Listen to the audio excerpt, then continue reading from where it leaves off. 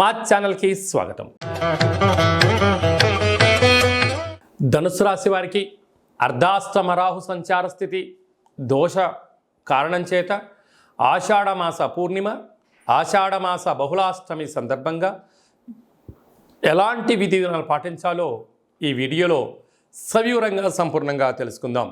ధనుసు రాశిలో ఏ నక్షత్రాలు వస్తాయనగా పూర్వాషాఢ నక్షత్రంలోని 4 పాదాలు, మూలా నక్షత్రంలోని 4 పాదాలు, ఉత్తరాషాఢ నక్షత్రంలోని 1 పాదం కలిపితే ధనుసు రాశి అవడం జరుగుతుంది. చాలామందికి పుట్టినటువంటి కాల సమయంలో డేటా బర్త్లో లేనటువంటి కారణం వలన పేరు యొక్క మొదటి అక్షరాన్ని అనుసరిస్తూ రాశిని తెలుసుకునే ప్రయత్నం చేద్దాం. ఏ, యో, బా, బి, బు, ధ, బా, డా, బే అక్షరాల వారందరూ కూడా ధనుసు రాశి జాతకులే. ధనుసు రాశి యొక్క అధిపతి దేవగురు బృహస్పతి. వీరికి తృతీయంలో శని భగవానుడు వక్రగతి స్వక్షేత్రంలో సంచారము చేయడం వలన తల్లిదండ్రులతో, అన్నదమ్ముళ్లతో, అక్కా చెల్లెలతో పార్ట్నర్షిప్ వ్యవహార కార్యక్రమాలు చేసే వాళ్ళందరూ కూడా ఒకవైపు మీరు ఒకవైపు ఉండడం జరుగుతూ ఉంటుంది. ఎప్పుడూ కూడా మీ ఎదుగుదల కన్నా మీ యొక్క ధనం, మీ యొక్క ఆనందం మా సొంతం చేసుకోవాలని చెప్పి ఎప్పుడు వాళ్ళు తాతాహలాడుతూ ఉంటారు. కనుక వీలైనంత వరకు కూడా మీరు శత్రువులను పెంచుకునే ప్రయత్నం చేసే కన్నా, అంటే తేనె పూసిన కత్తి లాంటి మాటలు ఎలా వింటున్నామని మీరు ఒక్కసారి తెలుసుకున్నట్లయితే మీరు వీలైనంత వరకు ప్రతిదాన్ని కూడా స్పందించకుండా చిరునవ్వుతో వాటిని కొట్టేసుకుంటూ వెళ్ళిపోతూ ఉండండి. మాట్లాడారనుకోండి, మీరు ఇది మాట్లాడారని చెప్పి మమ్మల్ని పాయింట్అవుట్ చేస్తారు. చిరునవ్వుతో నవ్వుతూ వెళ్ళిపోయారనుకోండి, అది ప్లస్ఓ మైనస్ఓ ఎదుటి వ్యక్తికి అర్థం అవ్వదు. క్యూరియాసిటీతో విజయం మీ సొంతం అవుతుందని చెప్పి మీరు గమనించాలి. అర్ధాష్టమ రాహు, మీ యొక్క శ్రమ వారికి ఎదుటి వ్యక్తి అవసరం లేదు. మీరు ఎంత కష్టపడ్డారో అనేది అవసరం లేదు. ఫైనల్గా శ్రమ మీది, ఫలితం పక్కవాడిది అన్న పరిస్థితి ఉంటుంది. ఎవరో కాదు, మీ ఇంట్లో బంధువులే, మీ స్నేహితులే, మీ సన్నిహితులే. మీ కష్టం కన్నా మీ యొక్క ఆదాయం వారికి కావాలి అని అనుకుంటూ ఉంటారు. కనుక దయచేసి అప్పులు ఇవ్వద్దు, అప్పులు 2 తెచ్చుకోవద్దు.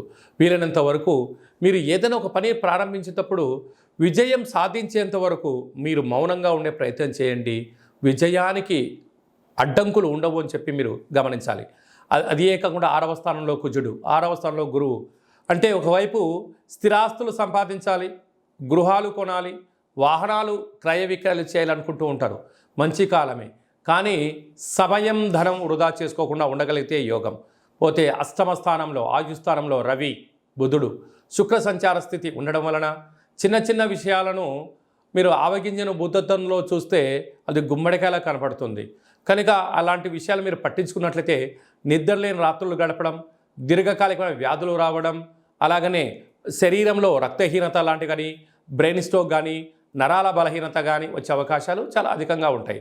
అదే కాకుండా దూర ప్రయాణాలు, జల ప్రయాణాలు, దూరంగా ఉండడం, నిప్పుతో, నీటితో, మాటతో, యంత్రాలతో, ఫోన్లతో, వాట్సాప్ స్టేటస్లతో మిమ్మల్ని కొందరు ముంచెత్తడము, మిమ్మల్ని మాయలో పెట్టే పని చేయడం జరుగుతుంటుంది.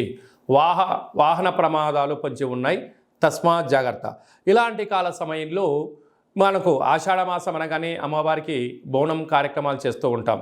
కనుక ఒక ఎర్రటి గుమ్మడికాయలో కుష్మాండ దీపాన్ని ఏర్పాటు చేసుకొని ఇంట్లో నుంచి మేళతాళాల చేత అమ్మవారికి యథాశక్తిగా ఈ దీపాన్ని సమర్పించడం, గండ దీపాన్ని ఏర్పాటు చేయడం కష్టాలు తొలగిపోయి ఐశ్వర్యానికి స్వాగతం పలుకుతారు అని చెప్పి గమనించాలి.